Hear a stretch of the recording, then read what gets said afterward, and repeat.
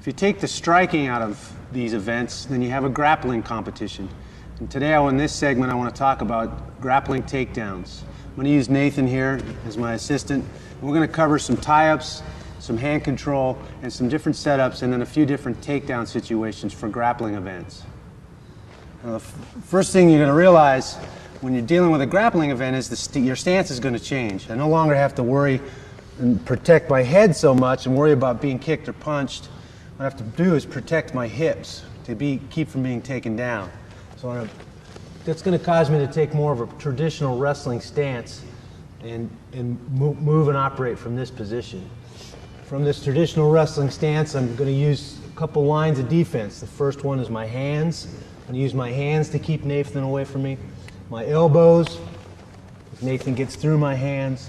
And the last one is my head. I want to try and keep my head a little bit lower than my opponent's head. I'm going to use several different tie-up situations. That's where, in order to move Nathan and break down those lines of defense so that I can attack his hips and take him down, I've got to use my hands and move my feet to create motion and create those opportunities to penetrate and take Nathan down to the mat. One common tie-up is just a double bicep tie-up.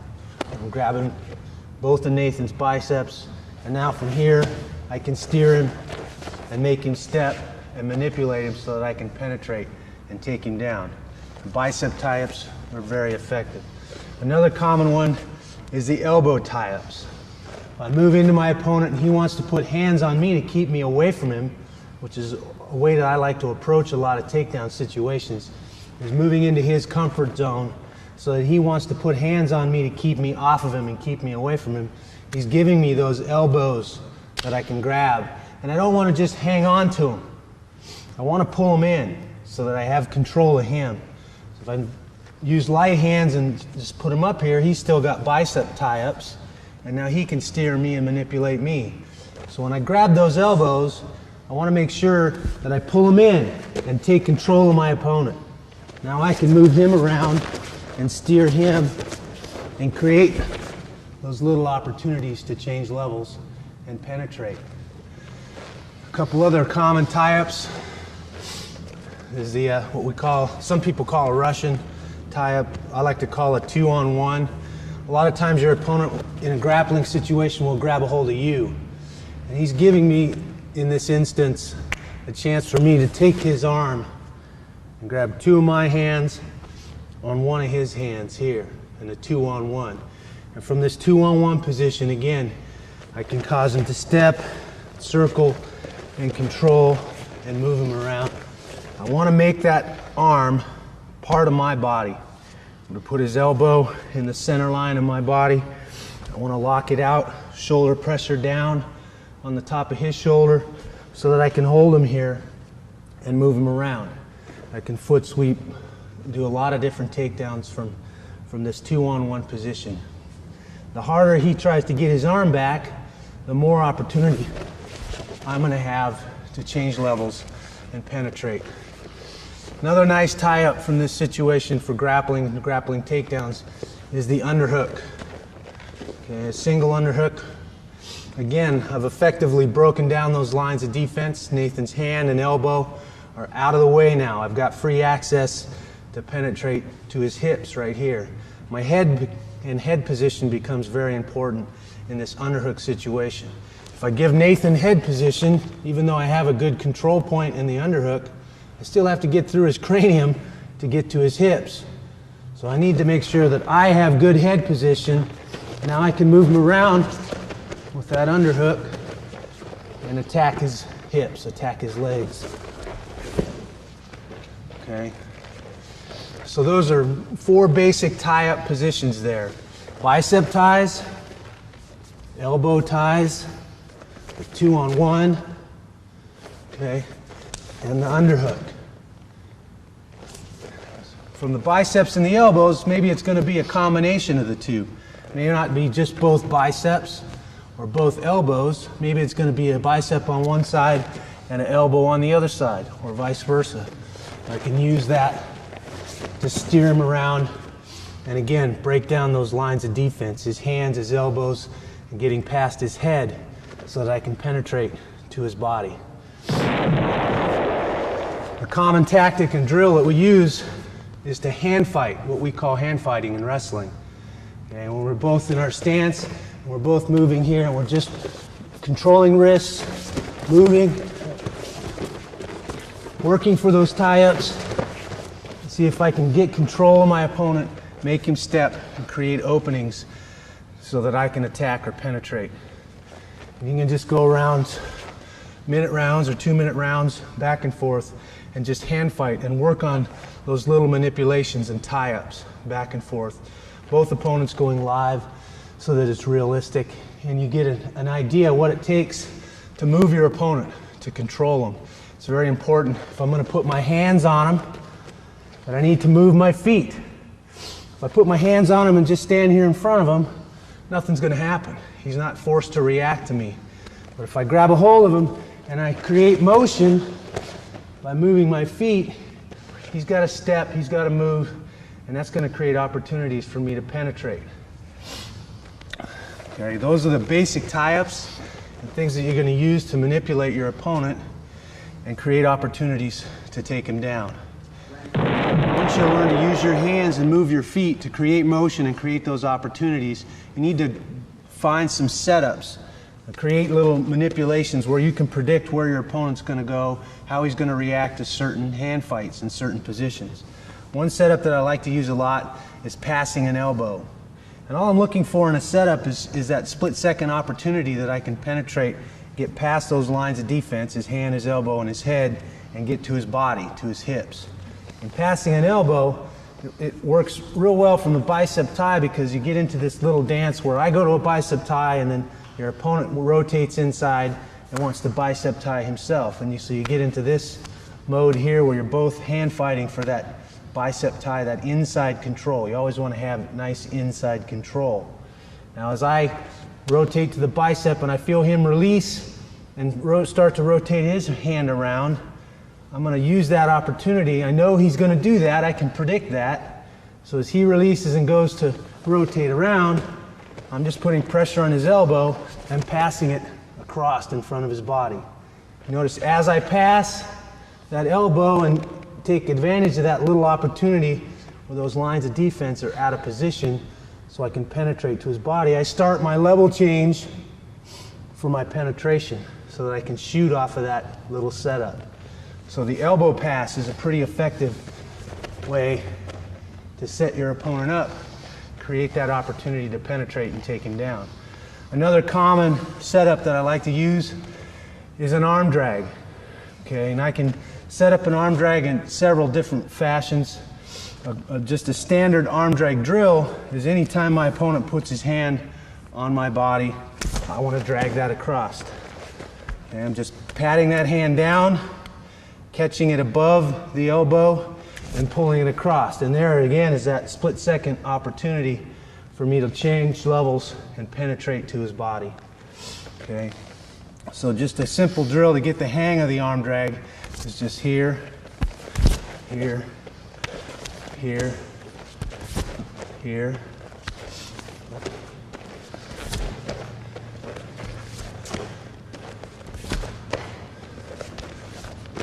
And as you start to get more comfortable with that motion of dragging your opponent's arm, you want to start to add the level change and the penetration to that. So he puts it up, I drag it across and penetrate.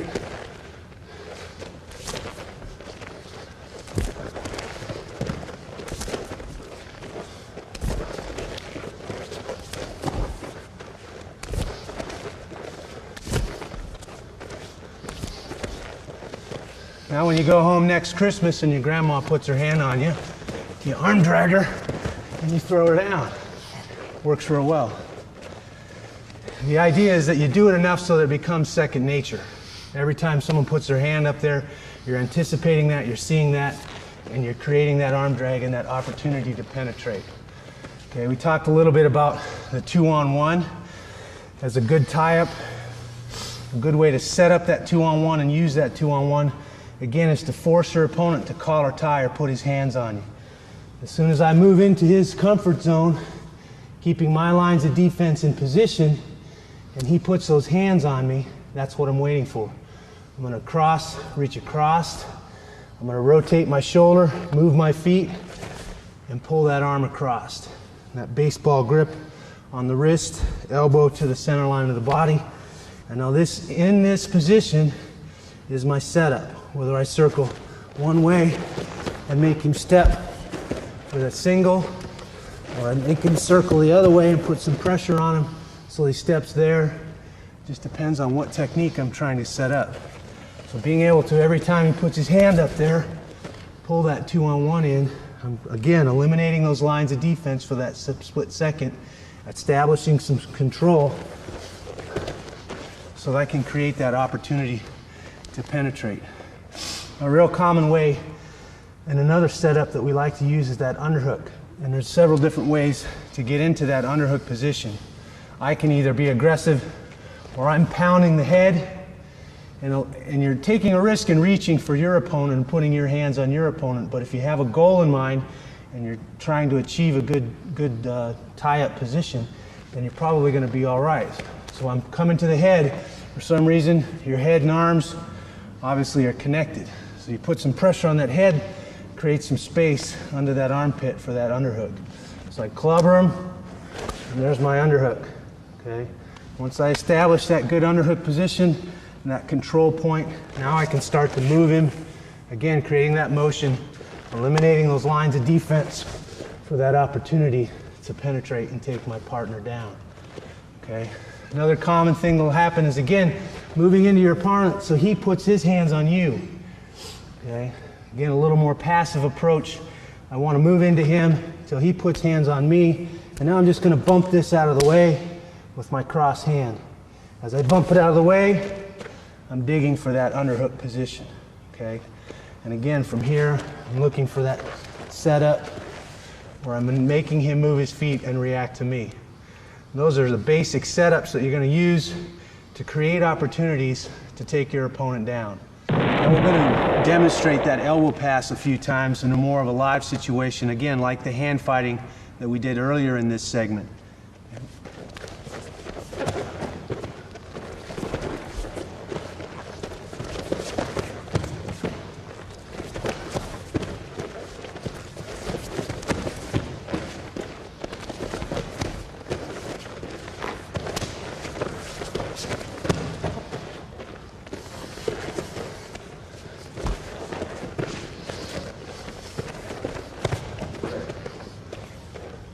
Another nice setup is just to simply snap your opponent's head.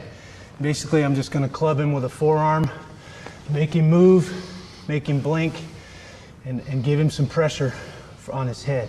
So if we're in our stance, I might club him on the head, get him to respond. His head bobs, he recovers, and that's going to create that opportunity for me to penetrate off of that head snap. It's a pretty simple thing, just clubbing him in the head, using that forearm. I want to make sure when I reach for my opponents that I'm not reaching with that lead leg, the hand that's guarding that lead leg. It's not going to take him very long to realize that he's pretty close to that leg, and if I'm reaching my hands up here, he'll be able to attack that leg pretty simply. So if I'm going to put my hands on my opponent, I'm going to do it with that hand that guards my trail leg, the leg that's furthest away from my opponent. That's important when you're working on a head snap or any other technique or setup where you're reaching and trying to put your hands on your opponent. They'll want to keep that guard hand in position. If he reaches for that leg that's closest to him, I can fend that attack off. I've got my arm, elbow, and hand in between my hips or my body and my opponent. I'm going to mess with him. If I'm going to set him up and use my hands, I'm going to do it first with that trail leg hand. Here.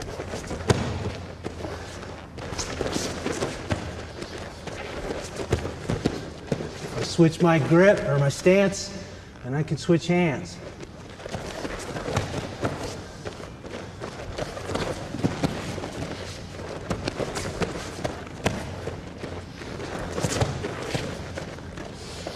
Once I get that hand on him, I've got elbow in position keeping him out, now I can bring that other hand up and use it as well to create the situation I need for a setup for penetration.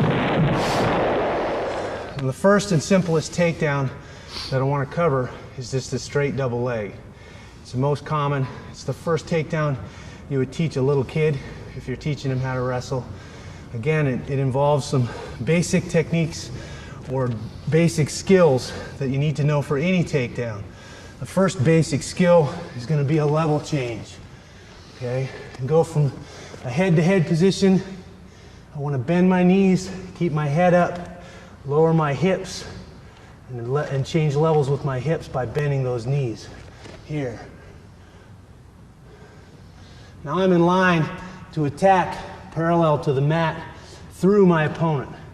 A common mistake is to not change levels and penetrate at an angle to the mat, so that at some point back there, as my opponent moves back and tries to counter my takedown, I run into the mat, and that's as far as I continue to penetrate. Or if I change levels and move in a parallel fashion to the mat, I can go as far as I need to go to run through my opponent and take him down. So it's very important that you get this level change down so that you can move your hips parallel to the mat and drive through your opponent. Now it doesn't matter, I can use a lot of different setups and a lot of different tie-ups to execute a double leg. So you got to figure out, as you use your hands and move your feet to create those opportunities to take your opponent down, which ones are going to work best for you, for your style, your body type, your speed, your flexibility, your strength. All those things play into what kind of grappler, what kind of wrestler you are. So once you have that level change down, the next thing you need to learn is penetration, how to cover the space between my hips and his hips as I attack his body.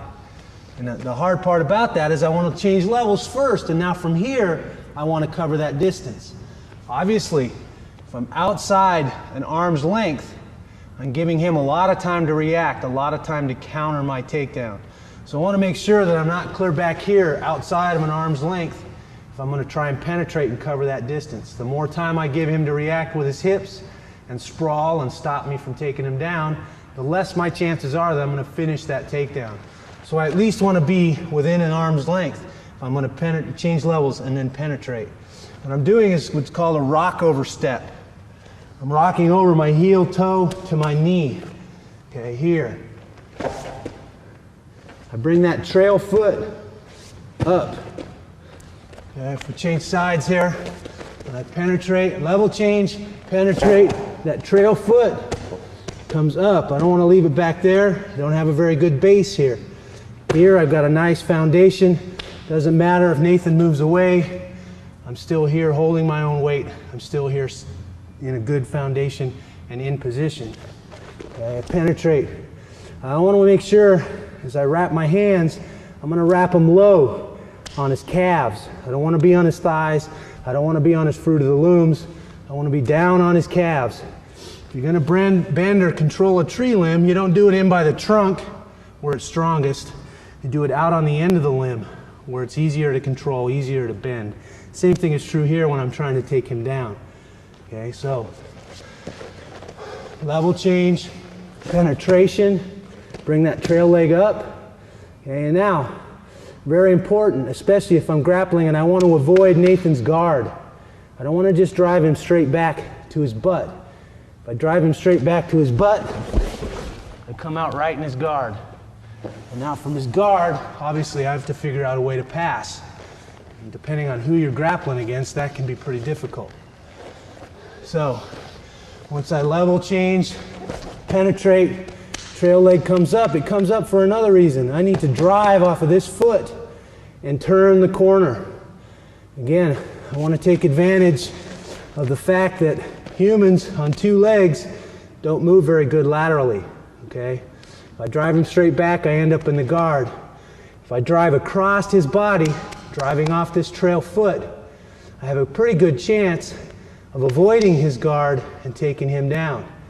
So from here, again, wrapping to the calves, I'm going to swisher this inside foot.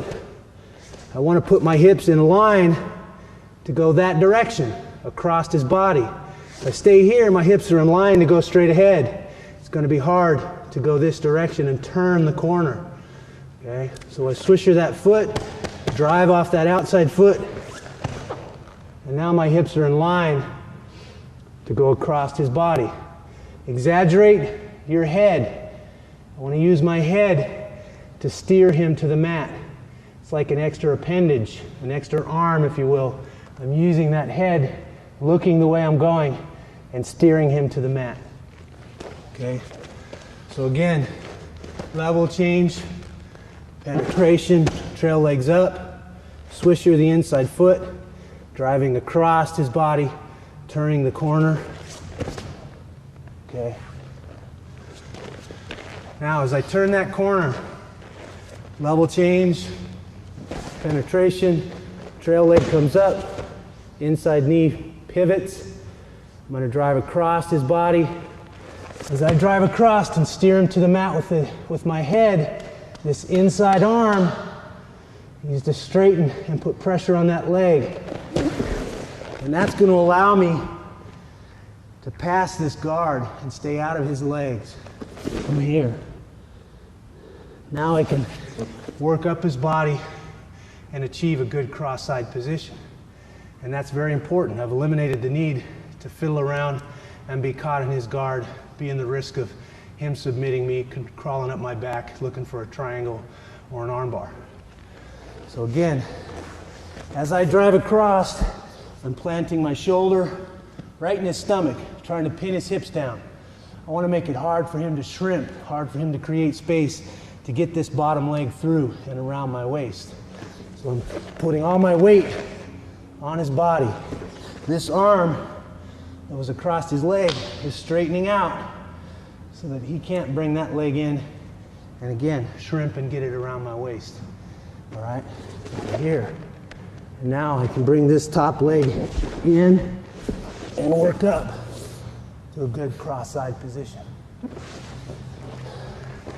Anytime I can take my opponent down and eliminate the need for passing his guard, I'm one step ahead of the game. I'm in a much better position than I am having to pass his guard and worry about his opportunities to be offensive. So again, figure out what setup you're going to use, whether it's going to be an elbow, bicep, or what. Make him step, move him, level change, penetration, pivot, drive.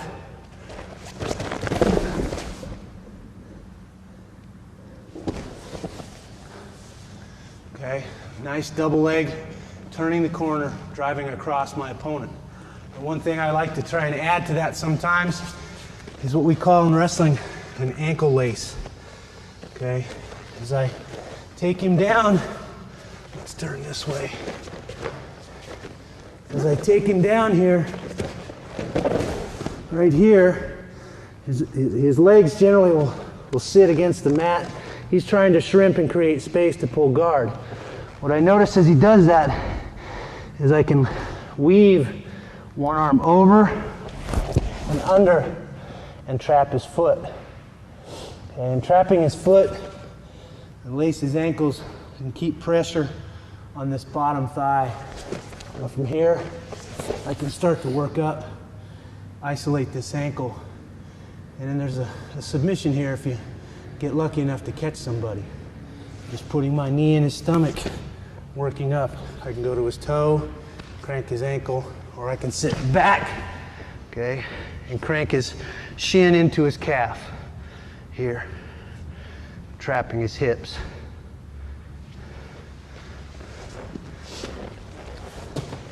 So, as you take your opponent down in that double leg, look for that ankle lace. A lot of times it's there. It's something that you can pick up pretty easily. Do some double legs here, a little more real time, kind of give you an idea what double legs look like in real time at real speed.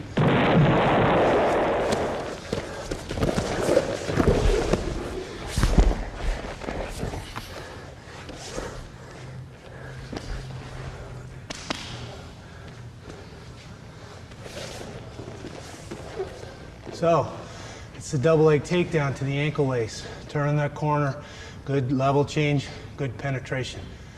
Now, after you've mastered the double leg, rather than attack my opponent's whole body and attacking both legs at the same time, sometimes it's a lot easier to split him in half. What we do say is get half man and attack half of his body and then change off to the rest of his body, and what we call a high crotch. And a high crotch is a very nice takedown. And a lot of times you master this takedown, you can whisper it in your partner's ear and tell them you're going to hit a high crotch, and it's still that hard to stop if you do it right. So what I want to do is, again, using the setups that we've talked about, using your hands, moving your feet, I like to execute my high crotch off of an elbow tie or passing the elbow.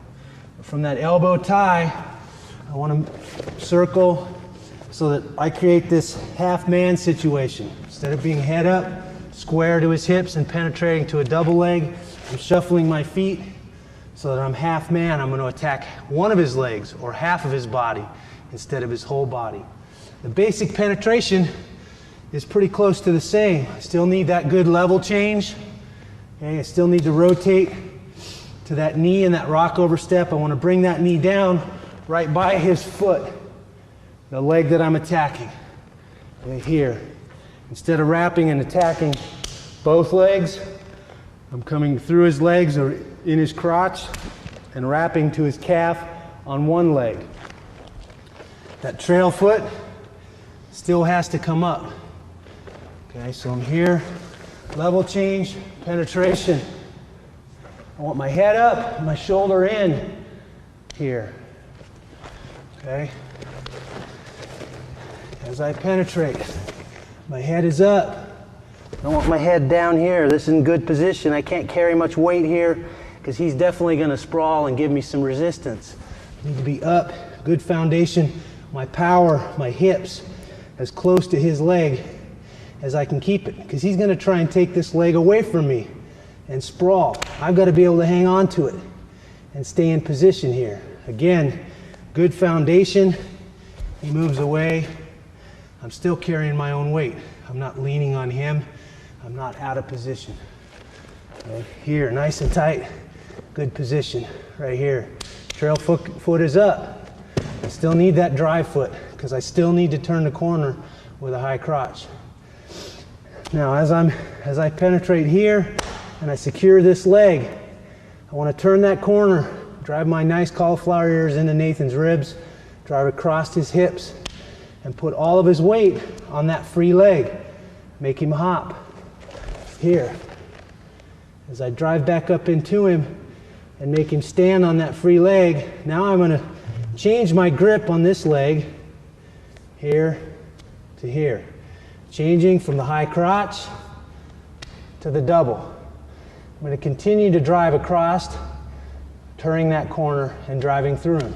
As I reach for that double leg, again, I want to emphasize straightening this leg out so I can avoid that guard. Here.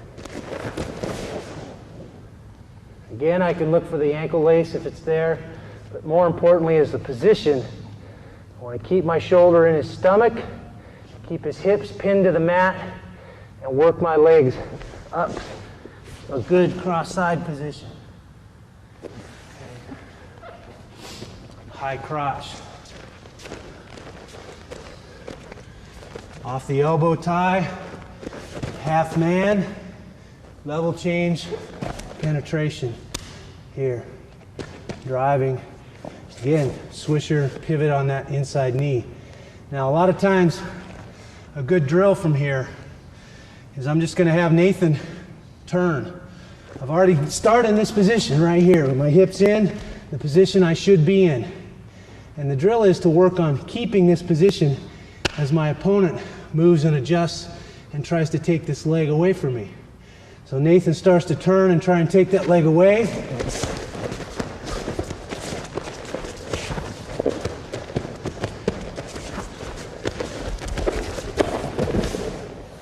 Okay.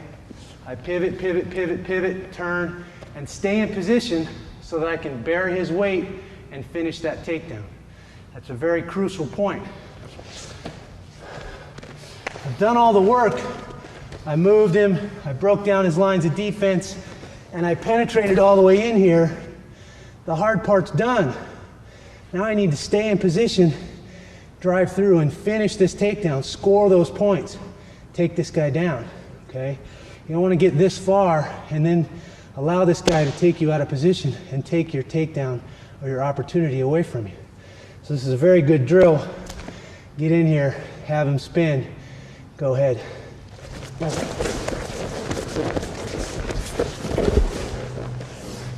As he spins, keep position, and then finish your takedown. Turn that corner, drive across to that double leg. And a high crotch, again, like I said, is a great takedown because I'm only attacking half of his power instead of all of his power. I can use a lot of different setups and manipulations to set up that high crotch. I can do it from the bicep, I can do it from the elbow pass, okay? I can even do it from the 2-on-1. I can do it from the underhook, where I'm moving him, using that underhook to swing under to that high crotch, driving across.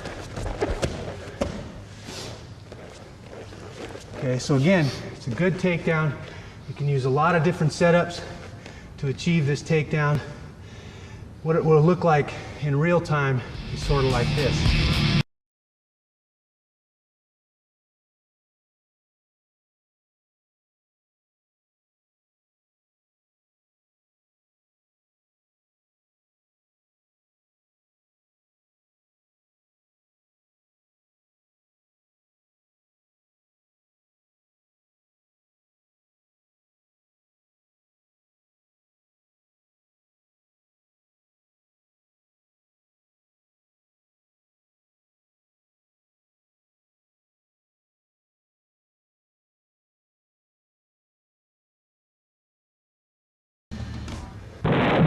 Once you've learned the high crotch, or what some people call a head outside single leg, we transition now to the other side of the body because these two moves work in concert. You go to the low single or the head inside single leg. And again, several different positions that I can execute this technique from, or this takedown, several different setups. The easiest and the one I like the best is operating off of that elbow tie. By using that elbow tie and a bicep tie on the other side, I can circle away from the leg I want to attack. If I circle towards that leg, it's moving away from me. It's much harder for me to close that distance and get to that leg. I circle away from it, now it's coming towards me. I plant that back foot to drive and penetrate, level change and penetrate. That leg is coming towards me. I close that distance to that leg a lot quicker. Okay, so use your tie-ups, move your feet to create those opportunities to penetrate. Now this penetration, the level change is exactly the same. Still want to bend my knees and get down here with my hips so that I can penetrate to that leg. But the penetration step itself is a little bit different. Rather than split his body and attack here like we did for the high crotch or the double, I'm penetrating to the outside. My knee is going to come down right on the outside of his foot. Now I want to be careful. A common mistake is to want to sweep around the corner here. And the shortest distance between 2 points is a straight line. So even though I'm moving him in a circle, I want to make sure when I penetrate that I penetrate in a straight line to that leg. Okay, it's very important. If I start sweeping around that leg, I'm giving him an opportunity to react and take that leg away from me and put myself out of position. So I want to shoot straight to that leg. Circle away from it, level change, penetrate. As I penetrate and that knee comes down, I want to bring this hand around the back of his knee. I want to stay below his knee. If I'm at his knee, when he sprawls, he can extend me and get me in trouble. If I stay below his knee on his calf or lower ankle, now your knee is a weak link. It's a one-dimensional joint in that it only moves forwards and backwards like this. If I put pressure on it laterally, it's connected to his hip. It keeps him from being able to turn his hip and cover my head and again get me in that extended and troubled position. Being here, I don't have much power, it's hard for me to finish. So I want to eliminate his ability to drop his hips and bring him down on the top of my head and sprawl. And I do that by when I wrap my hand staying below his knee, down on his lower ankle. Okay? It's an important key. Again, level change, penetration, and now I'm going to throw this hand around. Imagine I'm punching a punching bag here from the back. And that's going to cause me to pivot on this knee. My head is going to stay inside of his thigh or knee. I don't want my head back here. Okay, I want to have good shoulder pressure laterally on that knee, here. Okay? I'm pivoting to this angle. His power is in the front. His power is his hips. I stay out here in front, he's going to sprawl, and I'm going to be in trouble. Okay? If I pivot, sprawl again, if I pivot and get this angle, it's much harder for him to put that power on my head and shoulders and get me extended. Okay? Much greater success, much greater opportunity to finish that single leg and come out on top. Again, elbow tie, bicep tie. I can steer, make him step. Okay, circle away from the leg I want to attack. Level change, penetration. Here. The angle across the body, the hand wraps below the knee in this position right here. Now I can apply pressure to that. Okay, and force him to the mat. Probably not going to go all the way to his stomach. There's probably some other things that he'll do that we'll cover. More often than not, as I shoot, he's going to respond by sprawling, trying to take that leg away from me. Okay? So I'm here, I penetrate, he sprawls, and he takes that leg away from me. I've pivoted, right? I'm here. Got that hand down by that ankle, not at the knee, because if I go to the knee, he can take that foot away and see how the hips come over my head. If I stay at the ankle, now his knee won't let him rotate his hips over my head. All right, he tries to rotate his hips over my head and sprawl, his knee won't go. It won't allow it. All right, I'm just going to continue to circle towards that ankle. He can come to his knees, he's probably going to, more than likely, what a jiu-jitsu guy will do is circle the other way and bring that leg over the top to try and pull guard. What I want to do as soon as I get here, go to both knees, Nate. As soon as I get here, is I want to change hands on this foot. If I stay here, he's going to try and spin the other way and take this, no, go the other way. He's going to try and spin the other way and take this leg away from me. There. What some guys will do is this.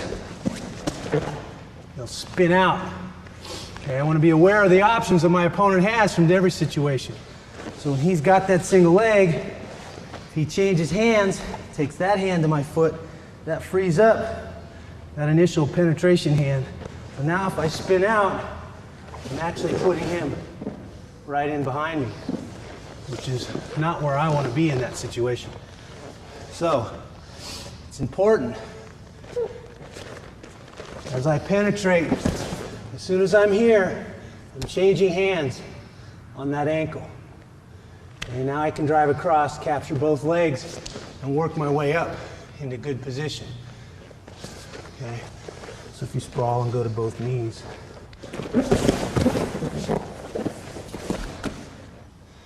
Here.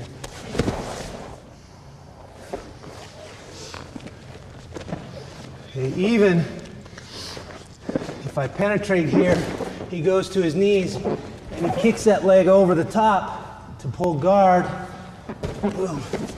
As I change hands on that ankle, I'm looking to pass that leg and attack. Again, to cross side. Worst case scenario, I end up in his guard. Okay, so I have to pass his guard. That's okay. I've still taken him to the mat, still taken him down, scored those points in a grappling situation. So you see the single leg creates several different scenarios and several different options for you, but it's a really, really good takedown. Again, level change penetration, get that angle through his body.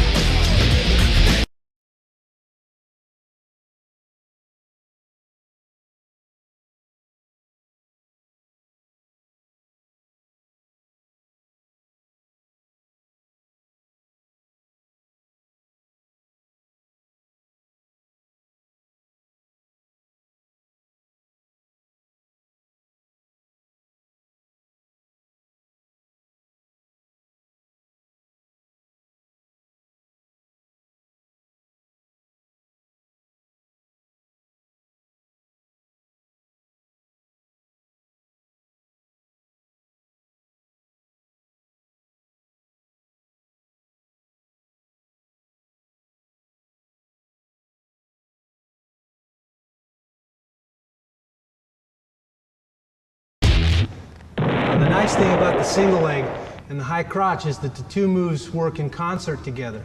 As I establish a good tie-up or a good position, if I move this way and that foot doesn't come forward, it's not there for my single leg, my high crotch is right there on the other side.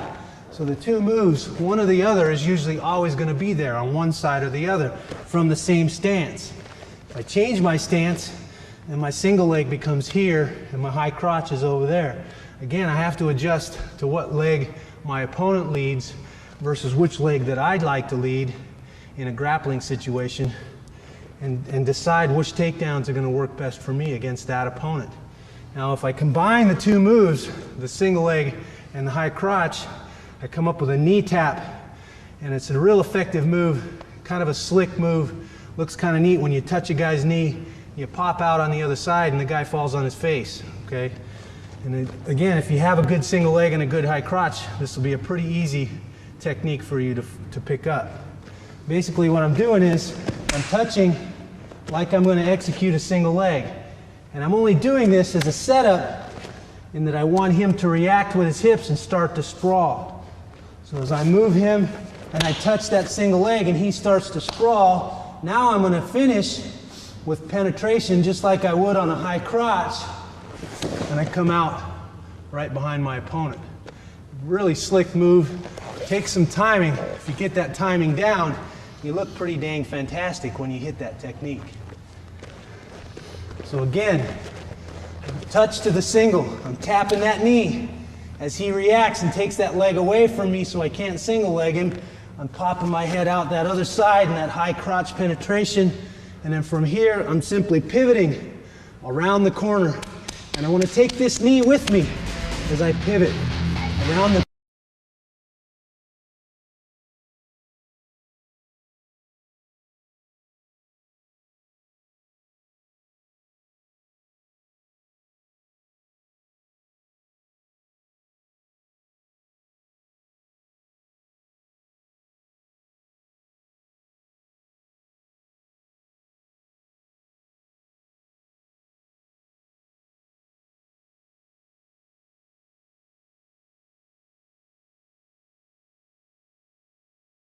Your level change and your penetration, even though in this technique it's kind of a combination of two penetrations, are pretty much basically the same.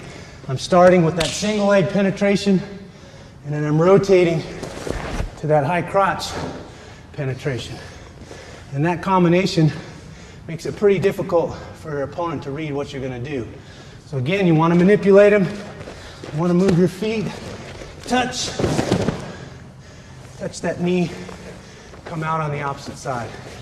Pretty fancy technique, but if you get the timing down, it's real nice. It works a lot. So now you should be a master at takedowns, using your hands, moving your feet, using those tie-ups, and executing that double leg, that high crotch, that single leg, or tapping that knee and popping out the backside. And all of these takedowns are adaptable to the fight scene too, when you add the striking back into the equation. But they're great to learn when you eliminate that striking portion. You don't have to be worried about being punched in the face, and you can concentrate on the takedown technique.